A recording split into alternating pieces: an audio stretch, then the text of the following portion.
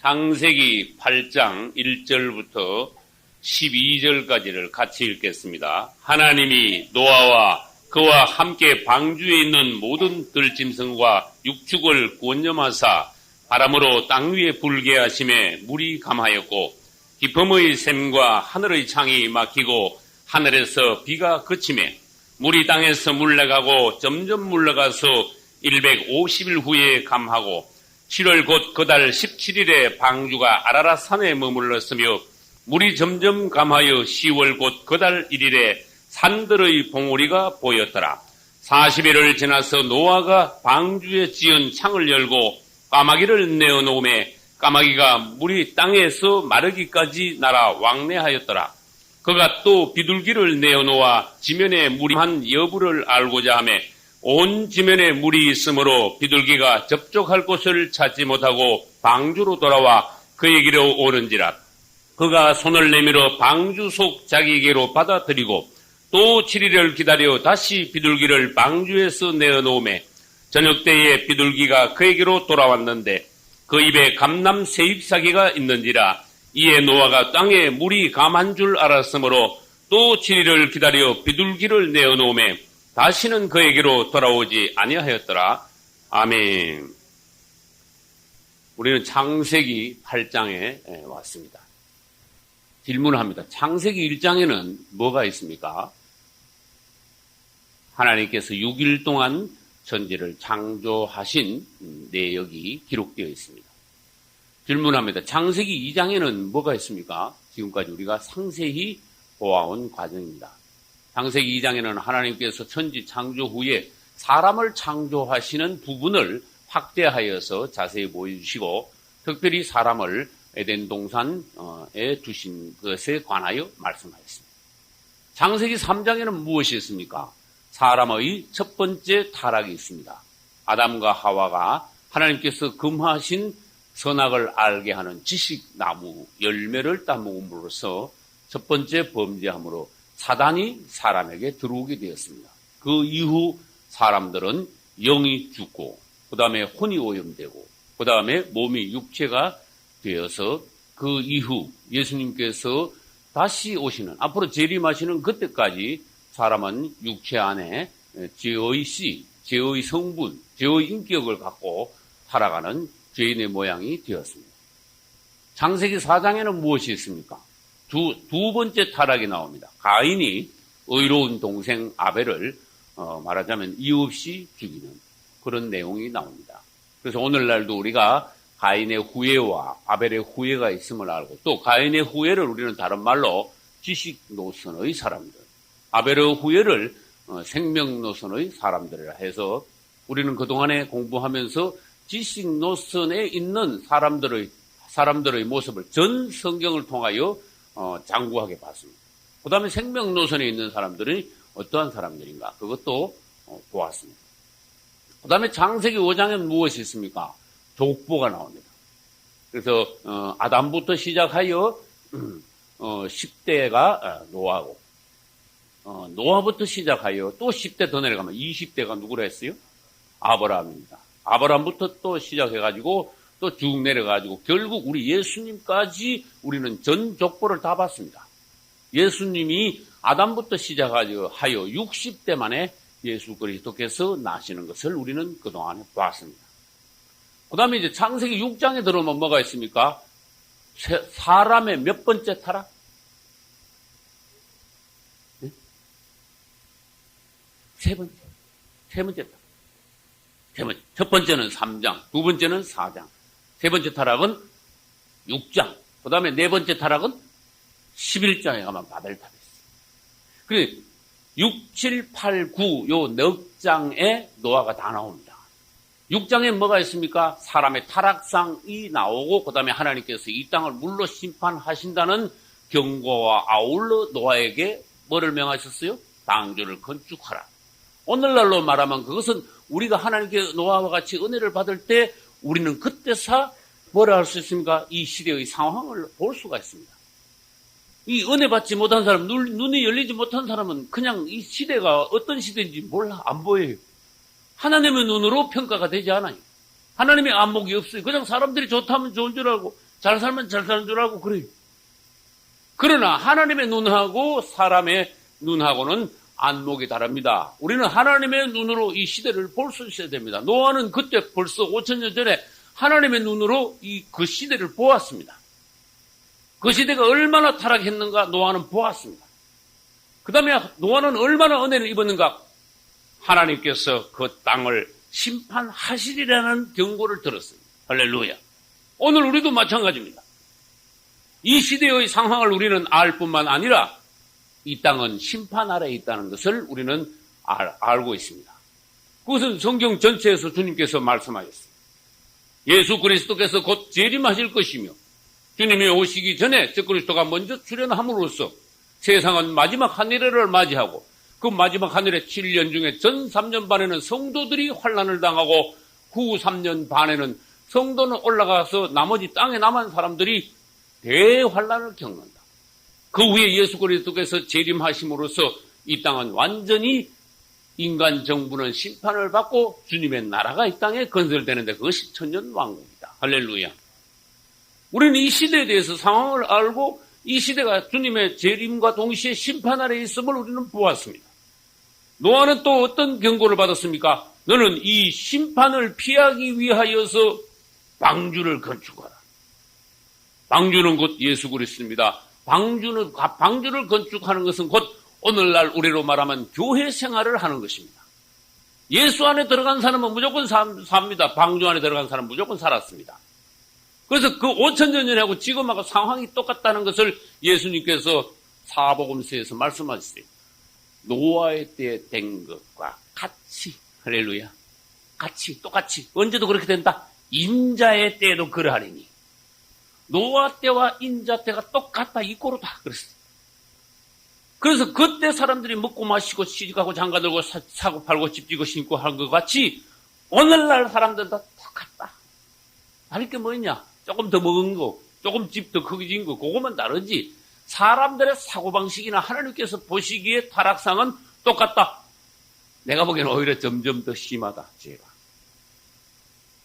그래서 오늘날 우리 이 상황을 봐야 됩니다. 이 시대에서 우리들이 노아와 같이 구원받기 위하여서는 뭐밖에 없습니까? 예수 안에 들어가는 방법밖에 없습니다. 방주 바깥에 있는 사람은 무조건 100% 다 죽습니다. 예수 바깥에 있는 사람은 무조건 100% 다 죽게 되어 있습니다. 얼마나 구약에서 우리에게 정확한 그림을 보여주셨는지 모릅니다. 모든 구약은 많은 그림으로 되어 있습니다. 그리고 구약의 모든 사건들은 신약을 해석합니다. 신약은 구약이 있어야 완전히 해석이 됩니다. 신약은 구약 안에 포함되지만은 구약이 있으므로 신약이 해석이 됩니다. 할렐루야. 그럼 우리는 신구약을 골고루 잘 이해를 해야 됩니다. 그래서 우리는 오늘날 우리가 이 시대에 할 일이 뭐냐? 시대를 알아야 됩니다. 사람들을 깨우쳐야 됩니다. 오늘날 우리가 나와 내 가족이 구원받기 위하여 노아와 같이 오늘날 우리는 방주를 건축해야 됩니다. 그냥 남 따라서 신앙생활하면 안 됩니다. 이 시대에 깨어있는 성도가 되어야 됩니다. 깨어있어야 돼요. 전 시대에 걸쳐서 정말로 깨어있는 사람은 그렇게 많지 않았어요. 여러분, 기독교 역사 책을 읽어봐요. 시대마다 특별히 깨어있는 종들이 있었어요. 지금부터 2600년 전에 이스라엘은 바벨론에 의해서 나뉘었어요. 예레미야는 50년 동안 이 나라가 망한다고 계속 그래도 사람들은 예레미야를 되게 미워했어요. 여러분, 이스라엘이 망할 때 역사를 생각하셔요. 예레미야는 하나님의 말씀을 받았기 때문에 이 자기 민족이 망한다는 그것보다 하나님의 왕국이 이 땅에서 없어진다는 거. 사단이 승리하고 하나님의 나라가 이 땅에서 원수들에 의해서 앞으로 파괴된다는 그 사실이 아주 아팠어요. 눈물의 종이야. 눈물의 선지자. 그런데도 사람들은요, 안 믿었어. 왕까지도 그 예레미야가 쓴 책을요, 막 찢어가지고 난로에다 다 태워버리고 그랬어. 왕까지, 왕. 결국은 망했습니다. 그럼 내가 뭘 말하느냐? 그 시대에 망하기 직전인데 그거 얼마나 타락상이기 때문에 하나님이 이스라엘 망하게 했는데 그런데도 그 시대를 보는 사람이 없었어. 몇 사람 말하고. 오늘날 과연 이 시대의 정확한 상황을 몇 사람이 보느냐? 극소수는. 여러분들이 깨어 있어야 돼요. 주님, 이 시대를 보게 하소서. 내가 다른 것 다 제쳐놓고 내 생명을 주님께 드리니 나에게 깨어있는 영, 주님의 안모, 하나님의 마음을 만질 수 있고 주님의 비밀을 볼 수 있는 은혜를 노아와 같이, 다니엘과 같이, 사무엘과 같이 오늘날 나에게 주소서. 이런 기도가 필요해. 주님 앞에서 단판하는 기도가 필요해. 그 다음에 그것을 서원 기도라고. 서원하지, 서원. 목숨을 아주 내놔. 그리고 주님 앞에 약속을 해. 단판을 지어서 요구사항을 내놔요. 분명히 내놓으셔야 돼. 그래서 겨우 요즘 뭐 기도하는데 뭐 애기들 잘 되게 해달라, 뭐 직업이 어떻게 해달라, 건강이 어떻고. 내가 말해볼게. 시집껍질이 양 그런 거 자꾸 그러지 말고 큰 거. 따라서 입을 넓게 열라. 좀 큰 거 좋은 거, 큰 거 때문에 작은 거는 그냥, 예? 다 그냥, 그거 뭐, 딴 거 뭐, 기도할 거 뭐 있습니까? 큰 거다, 이러죠. 그래서 오늘날 하나님께서 원하시는 것이 뭐냐? 노아와 같이 은혜 입은, 다니엘과 같이 시대를 아는, 하나님께서 쓰시려 할 때 언제든지 쓰임 받을 수 있는 그런 종들이 필요해요. 그리고 신학교에서 그런 종들이 나와줘야 돼요. 그러기 위해서는 주님 앞에 절대적으로 헌신한 종이 되어야 되고, 하나님 앞에 적극적으로 진리를 알기 위해서 열망을 가지고 하나님의 뜻을 구해야 되고, 그 다음에 하나님의 뜻을 보는 것뿐만 아니라 제가 여러 번 강조한 게 있어요. 보고 난 데는요, 용기가 있어요. 여러분, 이 시대의 종들이나 성도들이나 용기가 없어. 남 눈치나 서서. 제가 목회하면서 경험한 걸 얘기해 볼게요. 사람들이요, 사람 눈치는 잘 봐. 그런데 하나님 눈치는 많이 안 보더라고. 나는 분명히 그걸 봤어요. 사람들이 사람을 겁을 내는데 하나님 겁은 안 내더라고. 그래서 내가 뭐 조금 잘못하면, 뭐 주위에서 뭐라 할 거지? 잘못하면, 목사들 잘못하면 이단 취급당하겠지? 나 이거 잘못하면 이거 뭐, 오는데 갈 데도 없고, 나 이거 완전히 뭐 요즘 뭐, 왕따 당하면 이거 큰일 나는데. 이래가지고요, 사람 눈치를 서서 적당하게 해버려. 그런 사람을 통해서는 하나님 절대 일을 못해요. 그 시대에 하나님 앞에 특별히 쓰임받은 사람은 특별히 핍박을 받았어. 그걸 아셔야 돼요. 여러분, 한번 생각해봐요. 특별한 종들은 특별한 핍박을 받았어. 오늘날 적당히 믿으면요, 핍박이 없습니다. 그래서 노아와 같이 시대를 알고 여러분들이 이 시대에 온전한 노아의 후예가 되는 종들이 되시기를 축원합니다. 이제 6장은 경고를 받았어요. 7장은 실제로 뭐 했어요? 홍수가 실제로 일어났어. 그랬죠? 8장은 뭔가 홍수가 끝나고 방주가 아라랏산에 도착했어요. 그러난 뒤에 하나님이 축복하시고 9장도 또 노아 이야기예요. 홍수가 완전히 끝나고 노아가 나와가지고 그 다음에 그 이후 홍수 이후의 생활과 그 다음에 불행한 이야기가 나와. 9장에는요 노아가 실패하는 장면. 그 다음에 9장에서 노아 이야기가 끝나고 10장에는 족보 이야기가 나오고 11장에는 바벨탑이 나오고 12장에는 아브라함이 부름받은 거 나와요. 그래서 12장부터 창세기 50장까지는 아브라함의 아들 누구? 이삭의 아들 누구? 야곱의 아들 누구?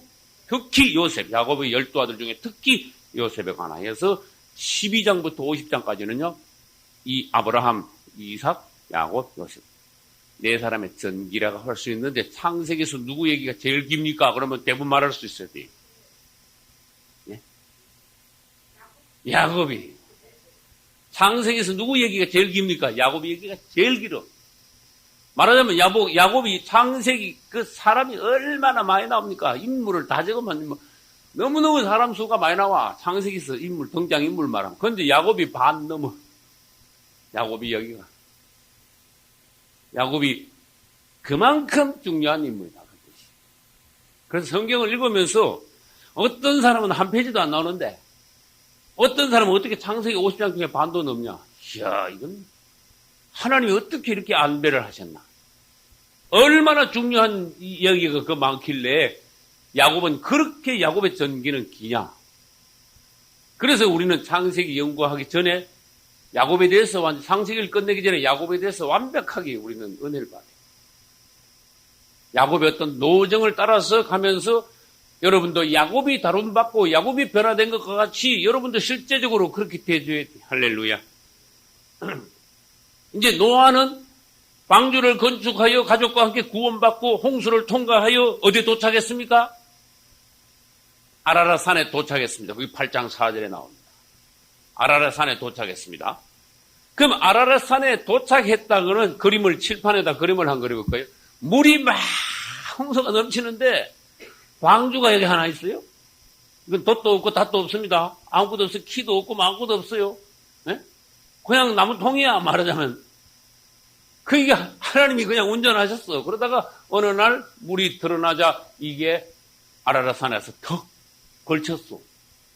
그럼 여러분들 한번 생각해봐요. 이 사망의 물을 완전히 지나갔어. 사망의 물에서 다른 사람은 다 죽었는데 100% 다른 사람은 다 죽었는데 노아의 방주 하나만이 유일하게 살아가지고 아라랏 산에 그 다음에 마른 땅에 생명이 있는 땅에 물속에서 말하자면 물을 통과하고 심판을 통과하고 심판을 벗어나서 아라랏 산에 도착했다는 거. 이걸 여러분이 어떤 그림인가 이걸 볼 수 있어요. 창세기를 연구할 때. 말하자면은 노아의 방주가 아라랏 산에 도착했는 것은 예수 그리스도의 뭐를 상징한다? 부활을 상징하는. 따라서 부활. 그분이 아라랏 산에 도착한 것은 그분이 죽음을 통과하여 부활하신 것을 얘기해요. 그래서 방주는 그리스도다 그랬잖아요. 방주의 사건을 우리가 잘 들여다보면서 그리스도 그분이 어떤 분이신가? 그리스도와 방주를 연관을 시킬 줄 알아야 돼요. 그래서 이게 도착했지요. 그분은 사망을 통과하여 3일 만에 부활하신 분이시다. 그 다음에 노아의 방주 안에 사람들이 8명이 들어앉아 있었어요. 이 안에 있는 사람들은 방주가 여기 도착하는 바람에 그 안에 들어앉아가지고 공짜로 저절로 덩달아 그냥 사망의 물을 통과하고 같이 구원받았어. 할렐루야. 뭐 안에서 뭐 막 힘을 썼습니까? 뭐 노를 지었습니까? 뭐 농사를 지었습니까? 그냥 들어앉아 있었어. 할렐루야. 예수 안에 있으면 여러분들은 그냥 그분 덕분에 덩달아 우리는 예수 믿는 사람들은 뭐예요? 사망을 통과하는 거예요. 심판을 통과하는 거예요. 아무리 아까 그랬죠. 아무리 잘났어도 방주 바깥에서는 100% 다 죽는다. 무조건 방주 안에만 있으면 된다. 그래서 기도 그렇게 하세요. 주 예수요. 내가 예수 안에만 있으면 무조건 된다는데 예수 안에 있는 게 뭡니까? 예수 안에. 예수 안에 있게 하소서. 예수 안에. 주 안에. 그래서 성경에 안에란 단어가 굉장히 많아요. 안. 사실은 인도 되고 영어로 하면은요 인투도 돼. 그 다음에 이 헬라어로 하면 N-E-N N으로 당한다. N 그리스도 그리스도 안. 이 에베소서에 제일 많아. 안이란 말은 예수 안 그리스도 안 예수 그리스도 안 내 안에 거하라. 나도 너희 안에 거하리라. 방주 안에 방주를 제가 방주 안에 속 들어가는 것은요 쉬워. 방주 안에 들어가면 들어간 건데 예수 안에 들어간 게 뭡니까? 이건 이제 영적으로 여러분들이 비결을 깨달아야 되지. 영 안에 있는 거, 은혜 안에 있는 거, 예수 안에 있는 거. 그러지 암만 예수 믿는 사람들도 예수 안에 안 있는 사람들이 많아. 이게 문제예요. 주님 오시. 그 사람이 예수를 믿는데 말은 믿는데 교회는 나오는데 예수 안에 안 있어. 이런 걸 볼 줄 알아야 돼요. 그럼 심판대 가면 그 사람은 성도의 환난을 통과해가지고 이 노아의 방주가 아라랏산에 도착한 것 같이 성도의 환난을 통과해가지고 휴거되는데 빠지게 되는 거예요. 그래서 이 오늘날 예수 안에 있는 게 뭐냐? 주님, 내가 당신 안에 있기를 원합니다. 주 안에 있게 하소서. 그래서 여러분들이 예수 안에 있기 위해서 첫 단계가 중요한 게 그분을 불러라는 거예요. 자꾸 세상으로 미끄러져 나가는 데서부터 주님으로 돌이키라 그런 뜻이에요. 자꾸 주님을 사랑하며 주님을 부르며 주님을 내 안에 모시며 내 안에 거하라. 나도 너희 안에. 그렇게 주님이 내 안에 오시면 내가 주님 안에 있다 그런 뜻이에요. 할렐루야. 그래서 주님 안에 있는 이것을 연습하고 그 비결을 깨닫고 주 안에 있는 것을 연속적으로 계속 실행해 나가야 돼요. 그게 노아가 방주 안에 있는 거예요. 다시 말합니다.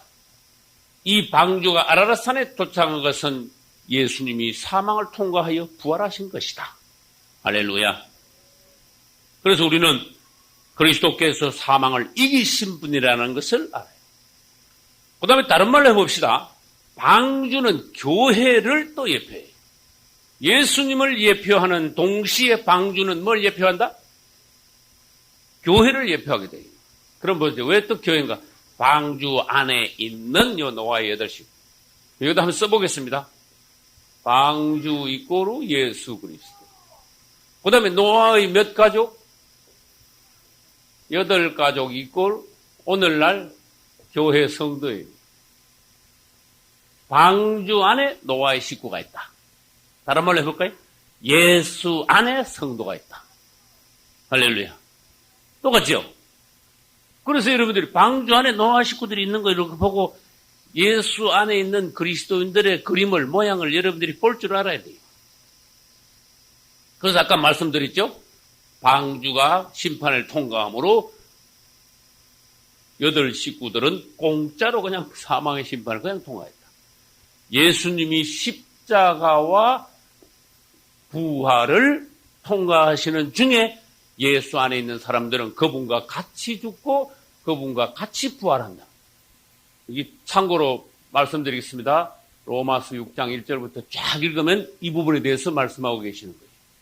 그래서 이 부분은 뭐에 대해서 예수님과 성도들이 어떻게 그분과 같이 죽고 같이 부활하느냐 이 문제에 대해서 로마서 6장에서 말씀하고 계세요. 그러면서 로마서 6장에서는 뭐를 강조하시는가 하면은 세례, 즉 침례를 강조합니다. 너희가 침례를 받음으로 그리스도와 함께 죽고 그분과 함께 부활하느니라. 이게 골자예요. 6장 앞부분에. 무슨 말인지 아시겠죠? 그러니까 우리가 예수님과 예수 이름으로 침례를 받음으로써 우리는 노아가 방주를 통과해 아라랏산에 도착한 이 과정을 오늘날 이루게 돼요. 이걸 이해를 잘 하셔야 돼요. 그래서 오늘날 세례, 즉 침례는 형식이 아니다. 또 가볍게 여기면 안 되고 형식적으로 받아서는 안 된다. 세례, 즉 침례의 깊은 의미, 하나님께서 기뻐하시는 하나님이 세례를 통하여 이루시고자 하는 그 모든 그 진리, 깊은 하나님의 그 뜻 이런 것을 다 깨닫고 그것을 알고 세례 침례를 받아야 된다. 그게 이제 로마서 6장에 있다 그랬습니다. 그 다음에 사망을 통과하고 부활한 노아의 가족들이 몇 명이라 그랬어요? 8명. 성경에는요, 숫자가, 우연한 숫자가 없습니까? 없습니다. 그래, 질문할게요. 왜 10명도 아니고 20명도 아니고 7명도 아니고 5명도 아니고 왜 8명입니까? 부활했어. 할렐루야. 8은 무슨 수다? 부활했어. 아유, 거기 팔자. 그럼 질문하면, 다른데 팔자가 또 어디 나옵니까? 8이라는 숫자가. 딴 데도 또 봐야 돼. 할례가 어떻게 됐는데? 8일 만에 할례 받습니다. 난날도 쳐야 됩니다, 하루. 난날도 하루 쳐야 돼요. 그래가지고 8일째 할례를 받아요. 그러면 8은 부활의 숫자인데, 할례하고 부활하고 무슨 상관이 있는데요? 8일째 그러면 할례를 받는단 말은 그게 해석을 하면 영적으로 어떻게 되는데요? 이게 할례 받는 그 자체가 옛사람이 죽고 새 사람이 된다는, 다시 말해서 옛사람이 죽고 부활한다는 그런 의미가 벌써 구약시대 때 할례에 포함되어 있다. 그래서 8일 만에 받아란 거다. 8일째 받아란 거다. 할렐루야. 근데 할례는 그냥 가만히 있다 그냥 끝난 게 아니란 말이에요. 실제로 돌칼을 가지고 애기 8일 된 애기의 꼬치꼬치를 잘라버린 거예요. 이게 영적으로 말하면 뭡니까? 우리 예수 그리스도 성령의 칼, 돌칼이에요. 돌은 예수님이 성령의 칼이 그 사람을 죽였다는 것을 표현하는 거야. 다른 데를 자를 수 없으니까 꼬치끝을 잘라버렸어. 아주 우리 하나님이 굉장히 지혜로우셔요. 이 코끝이나 이 귀를 자르지 않았다고 꼬치끝을 잘랐어. 그러면 남자로 말하면 여러분 조금 이제 개방된 말 합시다. 남자로 말하면 정력의 어디 제일 중심이 어디예요? 꼬치끝이지. 너는 죽은 거야. 네 정력은 네 육체는 죽은 거야 하면서 하나님이 꼬치끝을 잘라버렸어. 그리고 난 뒤에 주님께서 뭐라 하시는가 하면 그냥 죽은 것이 아니라 너는 8일째 그랬으니까 죽었을 뿐만 아니라 새 사람이 됐다. 하나님의 사람이라는 것이 네 몸의 표가 나타났다. 그래 할례 그러면 예자가 있죠. 할례가 신약에 와서 뭐가 됐을까? 세례, 침례, 예자는 같은 예자예요. 할자가 뭡니까? 잘라버린다는 거예요.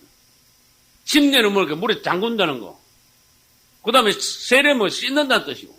그래 아무튼 이전의 거를 죽음 장사 지내고 새롭게 한다는 의미가 있어요. 할례, 세례, 침례 모두 다.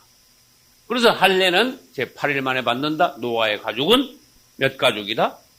8가족이다. 그 노아의 가족 8식구는 부활한 식구들이다. 부활한 성도의 예표다. 할렐루야. 근데 하나님께서 이제 노아에게 나오라 그랬으면 나갔을 텐데 나오란 말씀을 안 하셔. 그렇게 노아가 이게 홍수는 끝났고 비는 안 오고 보니까 하늘을 보니까 해가 쫙 났는데 하나님이 나오란 말씀 안 하셔. 그 아라락산에 탁 도착하긴 했어. 근데 내려오란 말씀 안 하셔. 나오란 말씀. 그래서 얼마나 답답했겠어요. 그래서 노아가 무슨 일을 했는가 하면은 뭘 했는가 하면 까마귀를 갖다가 바깥에다 날렸어. 이 도무지 지금 산 꼭대기 도착했는데 다른 데는 어떤지 도무지 알 수가 없어. 왜 알 수가 없어요?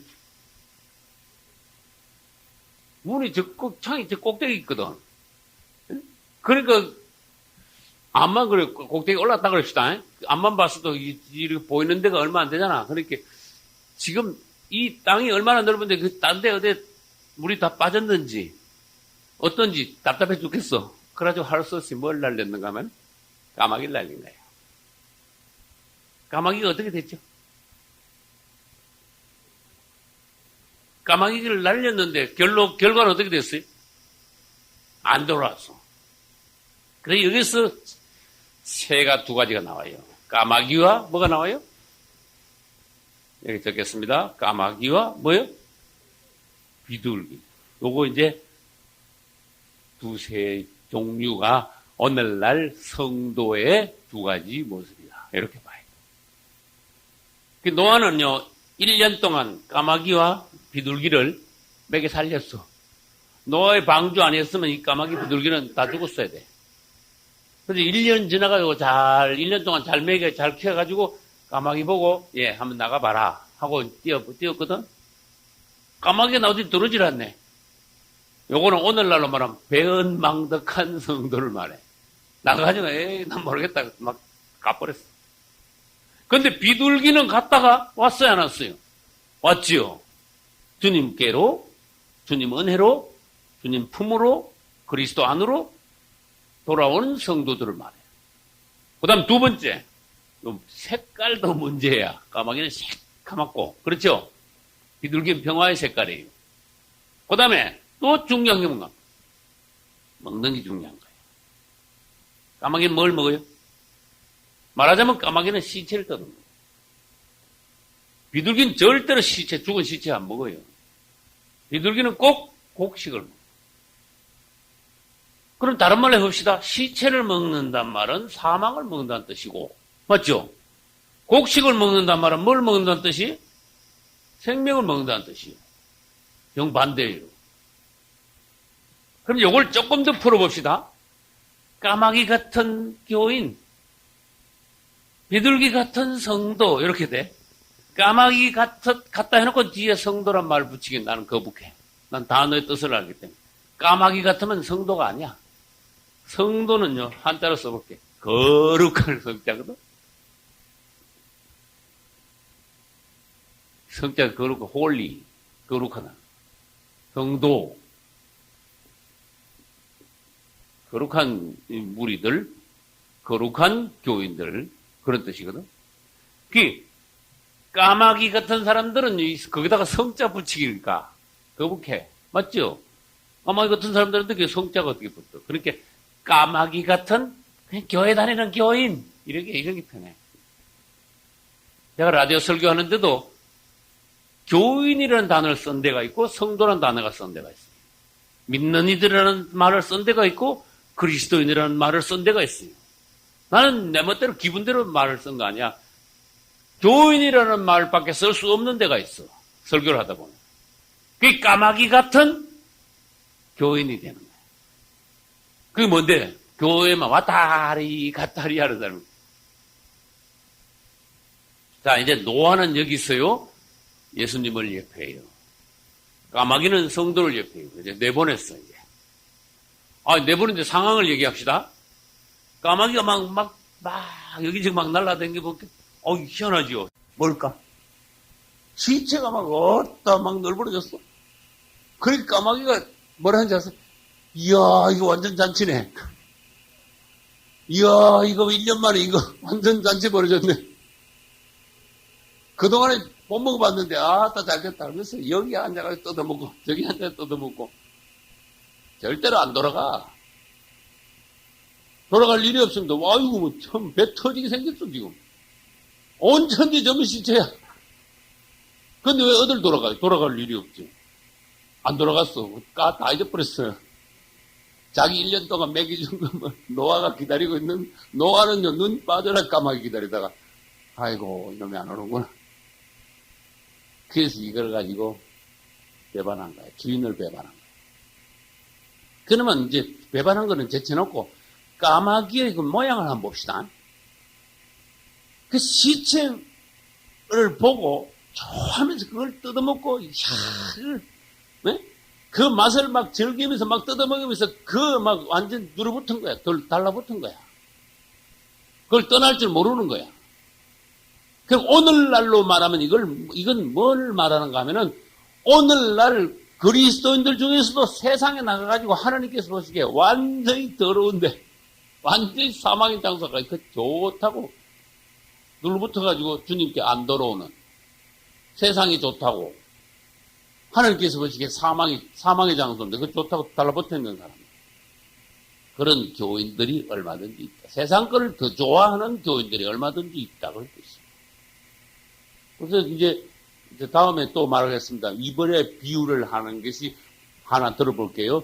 누가복음에 보면은 한 도시 사람으로 귀신 들린 자가 있는데 생각납니까?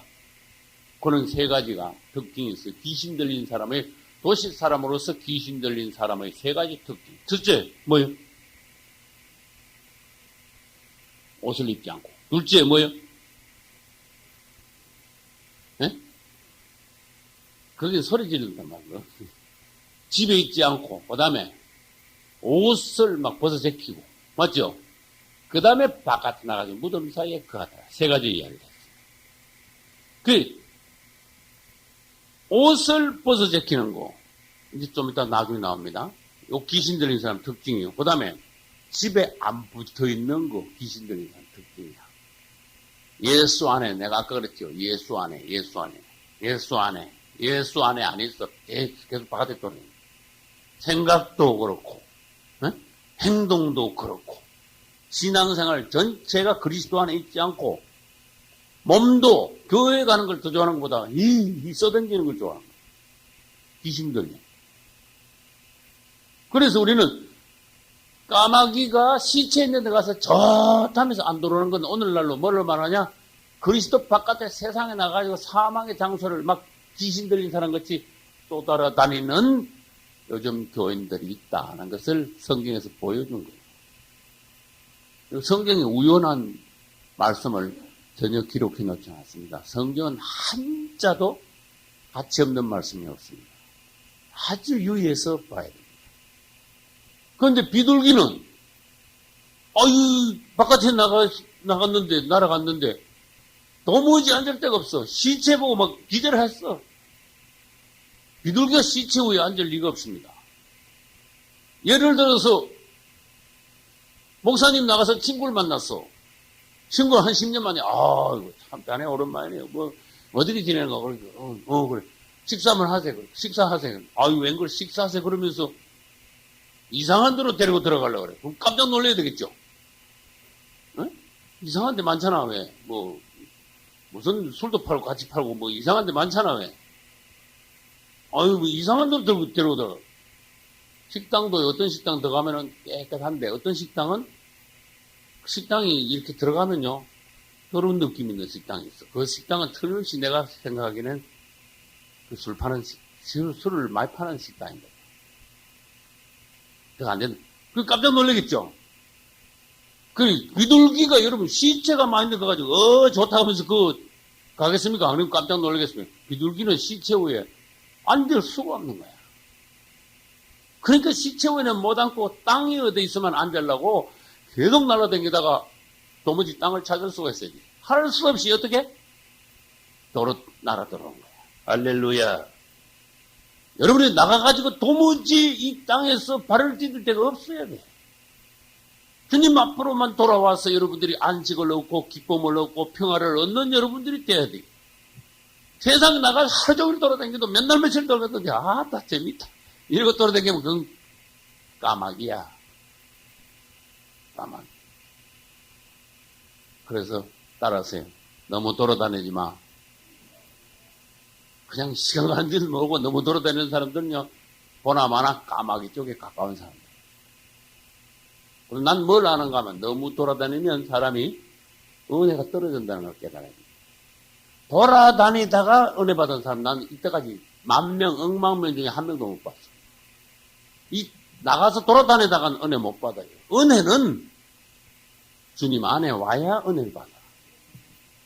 내 집에서 예배를 드리든, 교회에 와서 새벽기도나 이런 집회나 예배나 참석하든, 아무튼 주님께 와야 은혜를 받는 거지. 바깥에 여러분 몇 날 며칠 평생 돌아다니봐.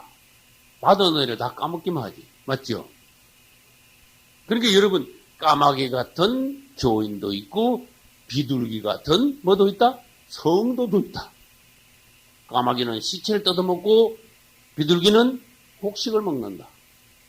여러분 까마귀 같은 성도들은 세상에 대단한 소리만 듣는다. 그런 뜻이야. 사막만 자꾸 먹는단 말이야. 그 다음에 비둘기 같은 성도들은 하나님의 생명의 말씀만 받아먹기를 즐긴다. 잘 받아먹는다. 할렐루야. 결국은 주인한테 까마귀는 안 돌았지만 비둘기는 두 번째 나갔을 때 뭘 물고 왔어요? 감람나무 이파리를 물고 와가지고 주인을 아주 기쁘게 했어. 할렐루야.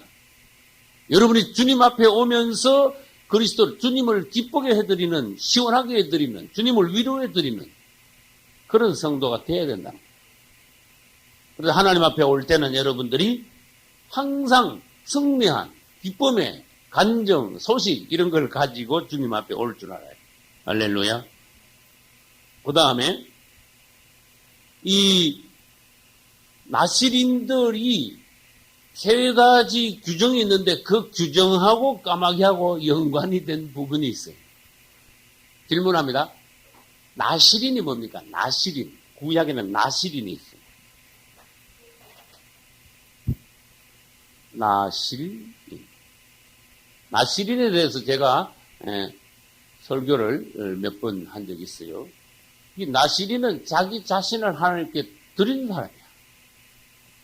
헌신한 사람. 자기 자신을 드렸어. 오늘날로 말하면은, 좀 쉽게 말하면 죄종이 됐어. 자기 세상을 위해서 어떤 직업을 갖지 않고 하나님을 섬기는 것으로서 자기 자신을 온전히 하나님께 드린 나실인.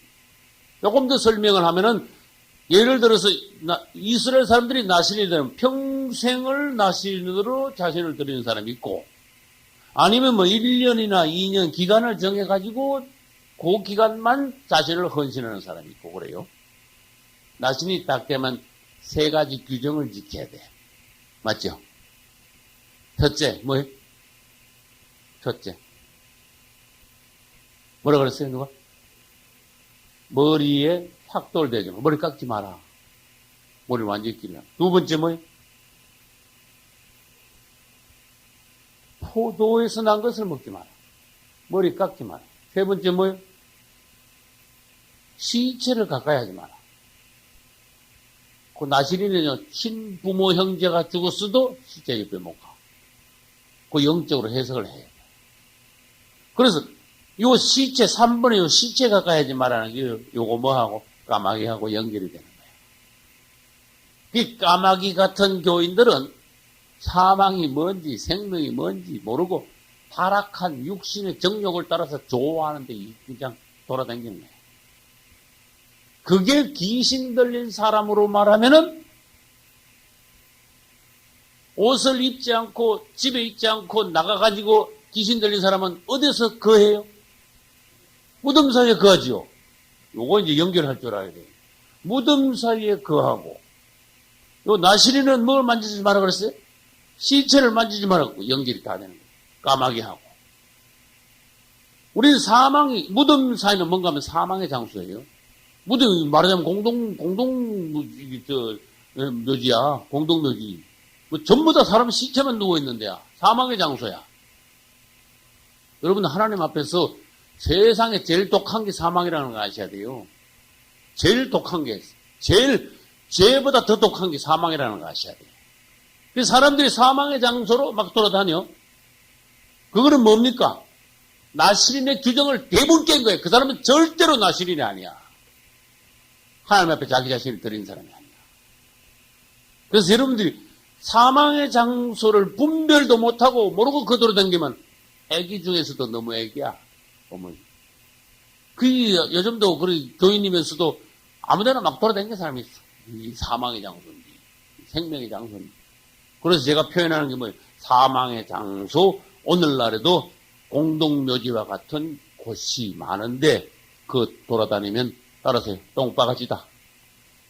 크게 따라해. 똥바가지다. 똥바가지 덮으시는 거야. 완전히 덮으시는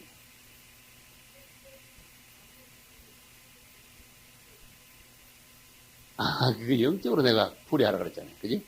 영적으로. 오늘날 목사님들이 시체배 같죠. 그 말은 아닙니다. 예. 오늘날 목사님들은 말하자면 팔방미인이 돼야 돼. 우리 같이 시골에서 목회하면 막, 부르고부터 막 쌀 줄 알아야 되고, 초상나무 가서 다 해줄 줄 알아야 되고, 예? 내가 다 염하고 하라는 소리가 아니고, 순서를 알아가지고, 집사님들 시키거나, 예? 그 집안 중에 잘하는 사람이 있으면 다음 순서가 뭡니까? 하실래요? 해가지고, 이렇게 뭔가 장례를, 이렇게, 집도해 나간다 이거예요. 그거 다 할 줄 알아요. 그런 분들도 있죠. 네? 그런 분들도. 네. 그런 분들도 있어요. 그렇다고 해서, 꼭 그래야 된다. 그걸 또 강조하면 안 돼요. 내가 이렇게 하니까, 이런 게 좋더라. 다 이래야 된다. 이러면 그건 또 자기 고집이 되는 거야. 그 말하자면 나쁘게 말하면 그건 너무 잘난 척 하는 거야. 다, 하나님 일하는 데는요, 은사가 다르고 모양이 달라. 그죠? 그러니까 내가 뭐를 적극적으로 해가지고 내가 뭘 잘했다 해가지고 다른 사람까지 진리가 아니라면은 강조하면 안 돼요. 진리는요, 양보를 못 해요. 그러나 그런 건 진리가 아니고 생활했던, 목회했던 방식이야. 맞죠? 그런 남에 강조하지 말고 은사 받은 대로 하시면 돼요. 장로님 돌아가시면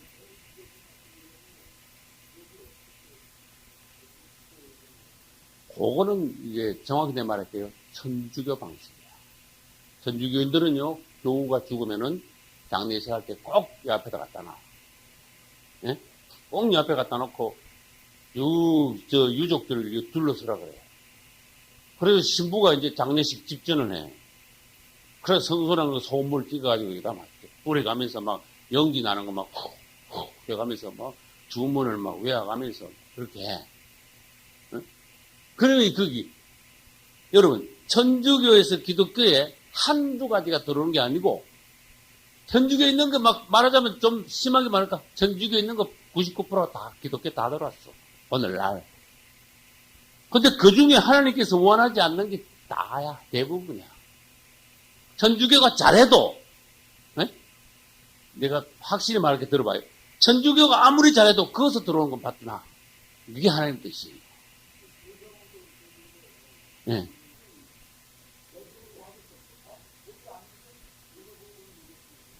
그걸 가지고 너무 막 놀라지 말고 나는 살아있으면서 주님 보시기에 내가 시체 같지 않은가. 그걸 생각하세요. 살아있는 시체. 무슨 말인지 알겠어요? 죽은 사람은 차라리 죽었다 하지만은 내가 살아있으면서 죽은 사람보다 더 더러울 수가 있어.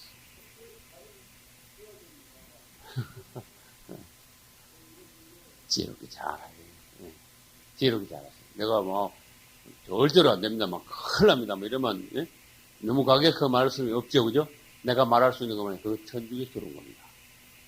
천주교에서 들어온 거는 굉장히 많습니다. 천주교에 있는 그 말하자면 심하게 말하면 99%가 들어온 겁니다. 하나님께서는 뭘 원하시느냐? 좋아 보이는 것도 천주교에서 들어온 건 받아들이지 마라. 왜? 초대교회 때 너무 잘했다. 너무 초대교회. 주님 같으면 어떻게 하시겠습니까? 두 번째, 초대교회는 어떻게 했습니까? 요걸 물어봐야 돼요. 그죠? 그래서 한국교회가 이렇게도 하고 저렇게도 하는데 사실은 모양은 이래저래 조금 달라도 현실적으로 우리가 말할 수 있는 건 뭐냐? 천주교에 물이 너무 들었다는 거예요. 그건 인정을 하셔야 돼요. 그래서 탈피하시는 게 좋습니다. 그렇게 위해서는 뭐예요? 먼저 보는 게 있어야 돼요. 분명히 안목이 있어야 돼요. 그 다음에 용기가 있어야 돼요. 그렇게 하시려면. 예를 들어서 교회에서 사도신경 안 외우는데도 그것도 용기가 필요해요. 그거 하나도. 예를 생각해보니까 그것까지도 용기가 필요한 시대가 됐으니까. 오늘날. 그런데 다른 거 하나 둘 해가지고 예를 들어서 1000가지, 10,000가지를 끊으려면 얼마나 큰 용기가, 더 극심한 걸 끊으려면 얼마나 더 큰 용기가 필요하겠어요. 여러분들이 먼저 보시고, 그 다음에 주님 안에서 어떤 영적인 분별력이 분명하시고, 그 다음에 단호하게 주님 앞에 서원을 하고, 내가 이단이라 소리를 들어도, 내가 기독교 내에서 추방을 당한 하나님 들어도 진리를 위하여 주님 앞에서 행하겠습니다. 진리를 증거하겠습니다 하는 어떤 단호한 결단과 실행이 있어요. 할렐루야. 그지? 까마귀는 시체를 먹고 비둘기는 생명을 먹습니다. 그럼 오늘날 까마귀 같은 교인들은 뭐냐? 세상의 사망의 장소에 막 뒹굴면서 나신이로 말하면 시체를 가까이 하지 말라는 계명을 어긴 거기 때문에 그런 사람들은 오늘날 신약의 나시림이 될 수가 없다 하는 거예요. 나시림이 주시에 대해서 우리는 이제 봤습니다. 비둘기같이 돼야 돼. 오늘 할렐루야. 세상에 가가지고 발 디딜 데가 없어야 돼. 마음 붙일 때 좋아하는 게 없어야 돼. 끔찍해야 돼. 세상에 나가면. 비둘기가 시체를 보고 막 깜짝 놀라야 돼. 그 썩는 냄새에 막 기절해야 돼. 까마귀는 좋다 그러는데 비둘기는 뭐예요? 깜짝 놀라는 거야. 그래서 우리가 세상에 나가가지고 그 사망의 장소에 우리들이 마음이 땡기거나 그냥 그걸 빠지거나 물들거나 그래서는 오늘날 구원받은 성도가 아니다. 까마귀 같은 교회이다. 그런 뜻이에요. 방주로 돌아왔습니다. 그래 우리는 오늘날 비둘기와 같이 생명을 먹는 그런 교인이 되어야 됩니다. 할렐루야. 그리고 좋은 소식을 주님 앞에 전하는 교인이 되어야 됩니다. 할렐루야. 그 다음에 13절로 이제 넘어갑니다. 13절부터 22절까지 읽겠습니다. 601년 정월 곧 그 달 1일에 지면에 물이 거친지라. 노아가 방주 뚜껑을 제키고 본즉 지면에 물이 거쳤더니 2월 27일에 땅이 말랐더라. 하나님이 노아에게 말씀하여 가라사대 너는 내 아내와 내 아들들과 내 자부들로 더불어 방주에서 나오고 너와 함께한 모든 혈육 있는 생물 곧 새와 육축과 땅에 기는 모든 것을 다 이끌어내라. 이것들이 땅에서 생육하고 땅에서 번성하리라 하시매 노아가 그 아들들과 그 아내와 그 자부들과 함께 나왔고 땅 위의 동물 곧 모든 짐승과 모든 기는 것과 모든 새도 그 종류대로 방주에서 나왔더라. 노아가 여호와를 위하여 단을 쌓고 모든 정결한 짐승 중에서 모든 정결한 새 중에서 취하여 번제로 단에 드렸더니 여호와께서 그 향기를 흠향하시고 그 중심에 이르시되 내가 다시는 사람으로 인하여 땅을 저주하지 아니하리니 이는 사람의 마음의 계획하는 바가 어려서부터 악함이라. 내가 전에 행한 것 같이 모든 생물을 멸하지 아니하리니 땅이 있을 동안에는 심음과 거둠과 추위와 더위와 여름과 겨울과 낮과 밤이 쉬지 아니하리라. 아멘. 이것이 이제 하나님께서 말씀하신 방주에서 나온 뒤의 모습. 그것과 이제 그 9장까지 계속 이어집니다. 이제 하나님의 명령에 의해서 15, 16절에 보면 하나님께서 이제 나오라고 했어요. 하나님의 명령에 의해서 나왔습니다. 다시 말합니다. 방주를 지으라는 명령하에 지었고, 방주에 들어가라 하시기 전에 들어가지 않았습니다. 들어가라 해서 들어갔고, 한참 기다렸다가 이제 나오라 하셨기 때문에 이제 나왔어요. 그래서 방주와 함께 부활하여 나온 노아의 가족들이. 그래서 노아는요, 다른 사람들이 전부 다 죽은 이 땅에 8식구가 이제 땅을 처음으로 탁 디디어서 땅 위에 도착했어. 내려왔어. 할렐루야. 그래서 땅에서의 8식구가 이제 새 시대를 열었어요. 노아는 새 시대의 조상이 되었습니다. 무슨 말인지 알겠죠?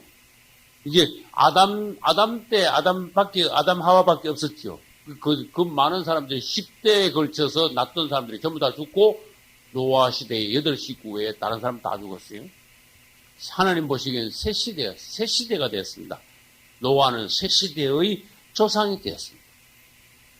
그래서 노아가 이제 새 생활을 시작한 것이, 방주에서 나와가 새 생활을 시작한 것은 무엇이냐? 노아, 써보겠습니다. 방주로 홍수를 통과. 구원받았죠? 그 다음에 새 생활. 노아가 홍수를 통과하고 심판을 통과하고 구원받은 후에 새 생활을 시작한 것은 오늘날 성도들이 사망을 통과하여 구원받고 난 뒤에 어떻게 교회 새 생활을 시작하느냐. 요거 그림자. 노아는 구원받고 난 뒤에 첫 번째 뭐 했습니까? 단을 먼저 쌓았어. 이 단 쌓았어요. 아브라함은 가나안 땅에 들어가 제일 먼저 한 게 뭡니까? 단을 쌓았어. 단을 쌓고 하나님께 번제드렸습니다. 단을 쌓고.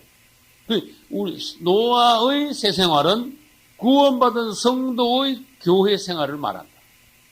다시 말해서 노아는 어떻게 하고 난 뒤에 새 생활을 시작했습니까? 이 홍수의 심판을 통과하고 새 생활을 시작했습니다. 그럼 성도가 어떻게 하면 심판을 통과한 것이 됩니까? 그래서 노아가 방주로 인하여 홍수를 통과한 것은 오늘날 뭐라 그랬죠? 세례나 침례받는 걸 말. 세례나 침례받는 거예요. 그래서 노아가 홍수를 통과한 것은 오늘날 성도들이 세례나 침례받고 구원받은 것을 말해요. 그 다음에 뭐죠? 노아가 새 생활을 단을 쌓고 새 생활을 시작한 것은 오늘날 단 쌓는 건 예배 생활, 교회 생활을 시작하는 겁니다.